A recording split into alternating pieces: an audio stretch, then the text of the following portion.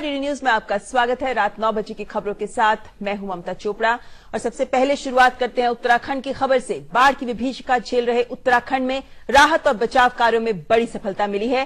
केदारनाथ क्षेत्र के जंगल चेट्टी क्षेत्र में फंसे 700 से अधिक लोगों से हमारे संवाददाता रॉयडन ने की ये बातचीत।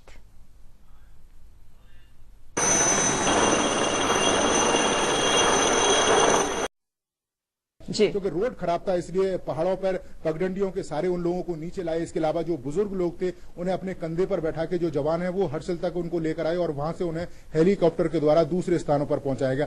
तो कुल मिलाकर यह है कि जो लोग गंगोत्री में फंसे थे निश्चित तौर पर उनके लिए बड़ी कष्टप्रद वाली स्थिति थी, क्योंकि 25 किलोमीटर की दूरी उन्हें पैदल तय करनी पड़ रही थी। ममता जी, जाहिर तौर पर, लेकिन चूंकि अब जैसे कि लगभग हफ्ता पूरा हो गया है इस त्रासदी को हुए नीरज, तो ऐसे में हर एक दिन बीतने के साथ साथ बचने की संभावनाएं भी कम होती जाती हैं। इस वक्त अगर 7 दिन के बाद देखें तो क्या लगता है कितनी सफलता मिल पाई है हमारे जवानों को और कितना बड़ी चुनौती अभी सामने है? देखिए, अभी भी काफी बड़ी चुनौती है, क्योंकि अभी भी बड़ी संख्या में जो लोग हैं वो अलग अलग जगह पर फंसे हुए हैं। जैसे हर्षिल में अगर बात करें तो हर्षिल में भी 3,000 लोग अभी भी वहां पर मौजूद हैं। इसके अलावा बद्रीनाथ में भी जो लोग हैं उनकी भी काफी बड़ी संख्या है। अब सबसे बड़ी समस्या है रोड कनेक्टिविटी की, ममता, क्योंकि हर एक आदमी को हेलीकॉप्टर के द्वारा रेस्क्यू नहीं किया जा सकता और यही कारण है कि जो बीआरओ के लोग हैं वो लगातार रोड कनेक्टिविटी को बहाल करने के लिए बड़ी तेजी के साथ काम कर रहे हैं, क्योंकि मौसम विभाग ने भी ऐसी चेतावनी दी है कि आने वाले कुछ समय में हो सकता है कि 24 और 25 के बाद पूरे उत्तराखंड में जो मौसम है वो खराब रह सकता है। तो उस दौरान जो रेस्क्यू के लिए काफी मुश्किलें आ सकती हैं। इसलिए इन लोगों का पूरा प्रयास है कि 1-2 दिन के अंदर जो रोड कनेक्टिविटी जहां जहां डैमेज है उसको बहाल कर लें और जो लोग फंसे हुए हैं उनको निकालकर सुरक्षित स्थानों पर पहुंचा दें। ममता जी नीरज, तो आप भी बचाव अभियान पर लगातार नजर रखे हुए हैं, आपसे फिर भी जानकारी लेते रहेंगे। फिलहाल इस जानकारी के लिए शुक्रिया। और राहत कार्यों के दौरान एक हेलीकॉप्टर भी क्षतिग्रस्त हुआ, जिसके बारे में जानकारी दी हमारे संवाददाता राइडन डिसूजा ने। A helicopter of the Civil Aviation Ministry, we're told by NDRF officials, crash landed here. You can see just how precariously it is positioned off the ledge. We're now joined by Assistant Commandant Rajesh Yadav of the NDRF. He was here himself, an eyewitness. He was one of the men who helped drag the 6 passengers and the pilot out of this chopper. Sir, आप ये बताइए कि हुआ क्या था और कैसे ये बचे? परसों सुबह 7 बजे हमें हेलीकॉप्टर के द्वारा नीचे लिफ्ट यहाँ पे ड्रॉप किया गया।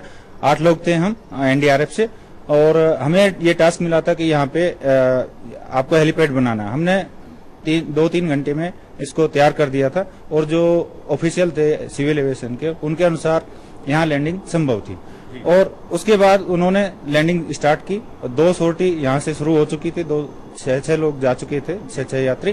3rd सोर्टी में जैसे ही हेलीकॉप्टर टेक ऑफ करने की उसमें था, हवा का थोड़ा तेज झोंका था, जो कि जिसकी वजह से इसका रोटर ऊपर पंख इसका पत्थर पे लग गया और उसकी वजह से वो टर्न हो गया। अच्छा। और उससे जो टेल है वो भी टूट गई। और थैंक्स गॉड कि वो पायलट की अच्छा था, उसने यहीं पे इसको गिरा दिया। उसके बाद इसमें टेल में आग लगी और ब्लास्ट होने का पूरा खतरा था।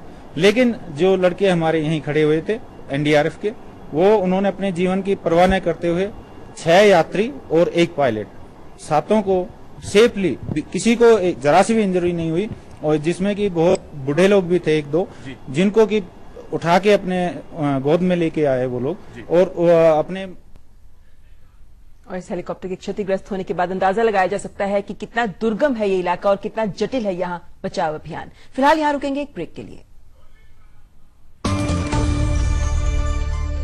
और ब्रेक के बाद बात उत्तराखंड की ही। रविवार को उत्तराखंड में बचाव कार्य दिन भर चलता रहा और अलग अलग जगहों से कुल 12,000 लोगों को सुरक्षित स्थानों पर पहुंचाया गया।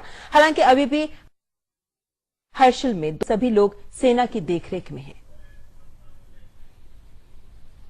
इन सभी लोग सुरक्षित हैं और उन तक सभी सुविधाओं को पहुंचाया जा चुका है। अहम भूमिका निभा रहा है। रविवार को एयरफोर्स ने हेलीकॉप्टर और विशेष विमानों की मदद से 3,000 से ज्यादा लोगों को सुरक्षित जगहों पर पहुंचाया। It has